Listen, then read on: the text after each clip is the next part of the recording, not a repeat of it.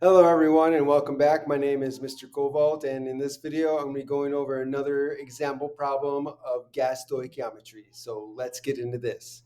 First of all, don't mind the noise outside. They're doing some sort of band or practicing or something. So if you hear music, then just enjoy and listen to the video. Okay, so with all stoichiometry problems, you always want to take what you're given in the form of whatever units they give you and convert those units directly to moles. And so the reason is because when you convert the moles, then you can use your mole ratio to convert from moles of one thing to moles of the other thing, which is what you're pretty much always asked to do in a stoichiometry problem. And the only way to do that is to convert to moles and use the mole ratio. So let's look at our problem here. So here we're given the question, what minimum volume of chlorine gas, and so this should be Cl2, chlorine gas at 101.5 kilopascals and 18 degrees Celsius must be used to react with all of the NaOH or sodium hydroxide in 3,525 liters of 12.5 molars of this NaOH solution. Okay, so that's the question. So they're giving us a certain volume of NaOH with a certain molarity. And so whenever you're given molarity, that's going to be used as a conversion factor because molarity is moles per liter. Anytime you have something per something, that can be used as a conversion factor.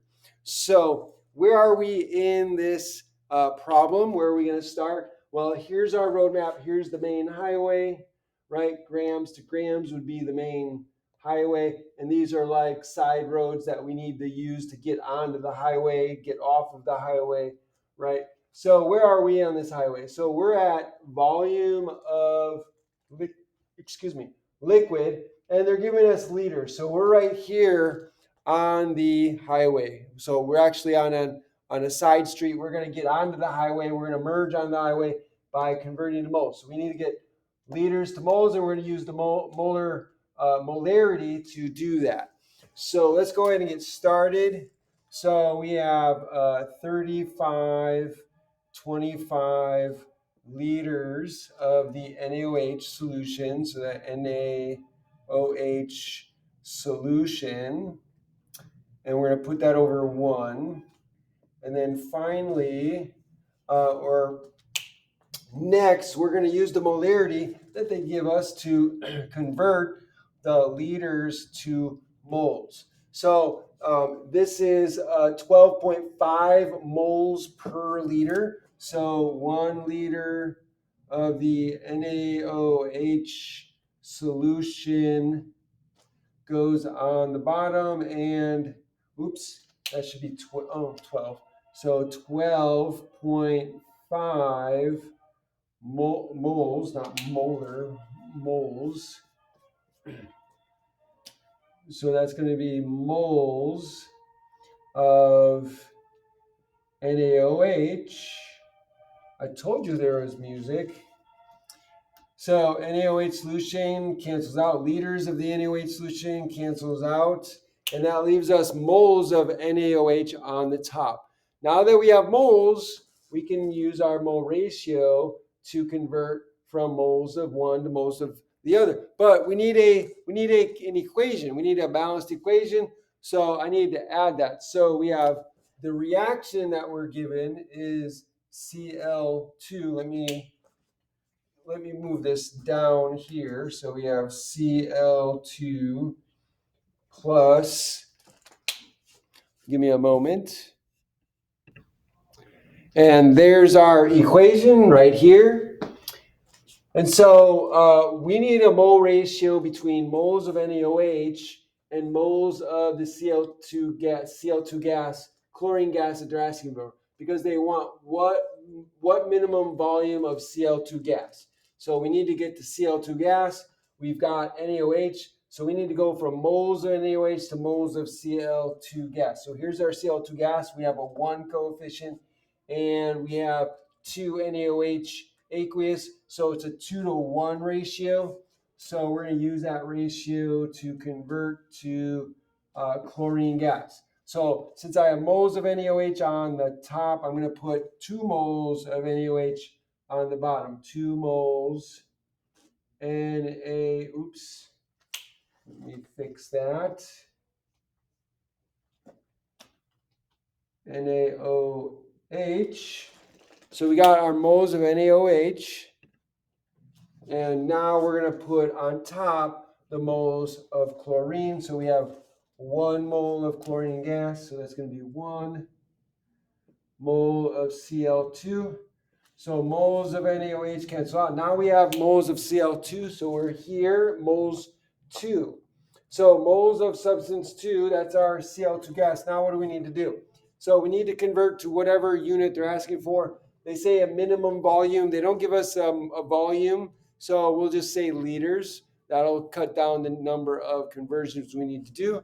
So the next thing we need to do is use our PV equals nRT to convert to liters of the gas. So what we're going to use is our R factor. And so in this case, they're giving us kilopascals for atmospheres or for the pressure. If they gave us atmospheres, we would use the ideal gas law constant R with the value of 0.082058 liter atmospheres over Kelvin mole. But since they're giving us kilopascals instead of atmospheres, we're going to use the other version or other value of R, which is going to be the 8.1345 value, because that's going to be in liter kilopascals over Kelvin mole. So we're going to use the R value here. And since we have moles on the top, we want moles on the bottom. So that's going to be 8.1345. And that's going to be liter kilopascals. Oops. Let me fix this a little bit. There we go. And so we're going to have mole Kelvin on the bottom. So now the moles cancel out, but we got this Kelvin and we got kilopascals. So what we're going to need to do is we're going to need to multiply and divide by kilopascals and Kelvin to cancel those out. So we're going to have to multiply by another factor. So since we have kilopascals on the top, we're going to put the 101.4 kilopascals on the bottom here. So 101.4 kilopascals. So that's going to cancel out with the kilopascals on top. And we are given 18 degrees Celsius. We're going to have to convert that to Kelvin. So let's go ahead and do that. So 18.0 degrees Celsius plus 273.15 is equal to, and that's going to be, let's see, 291.15, and that's Kelvin. Let me check my math. That's going to be 283.91. Yeah.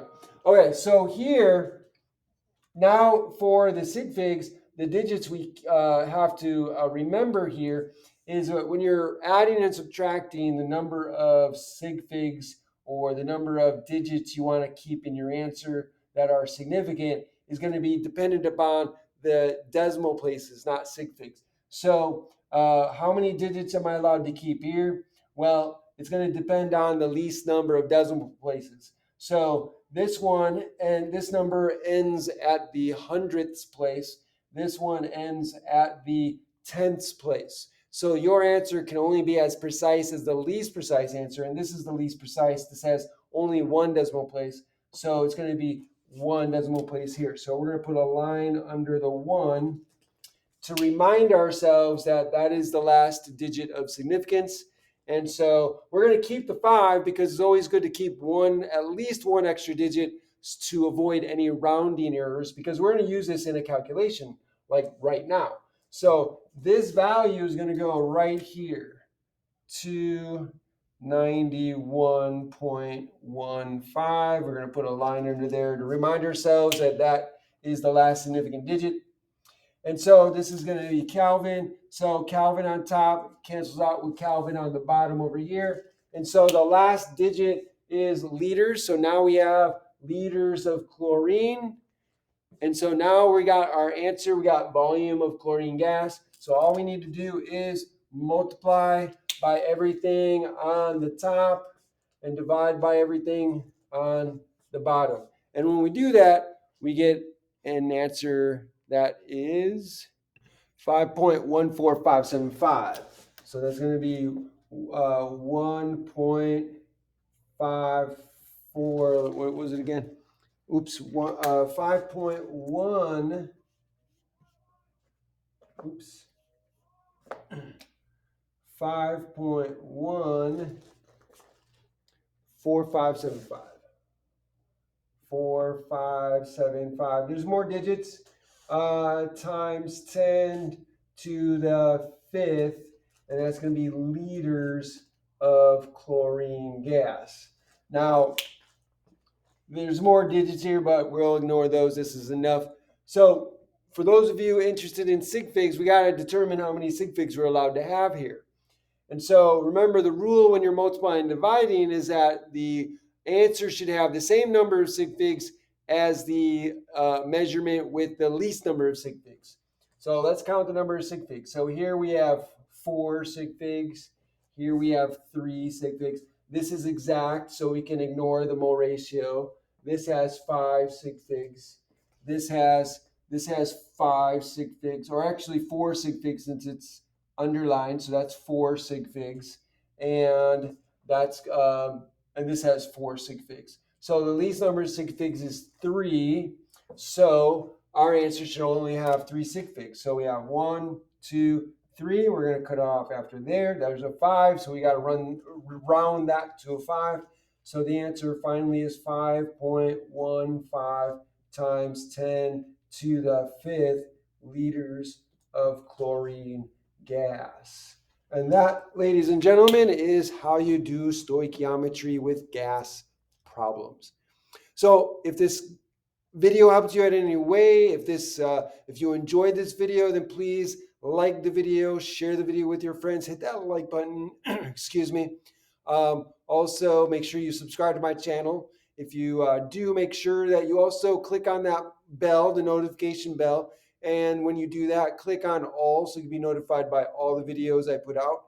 Finally, put a comment down below in the comment section. Let me know what you think. Ask me questions. I would love to hear from you. If you have a problem or a question you want me to help you answer or solve, or if you have a topic for me to cover that you would like me to cover, I would love to do that for you. Thanks for joining me, and have a great day.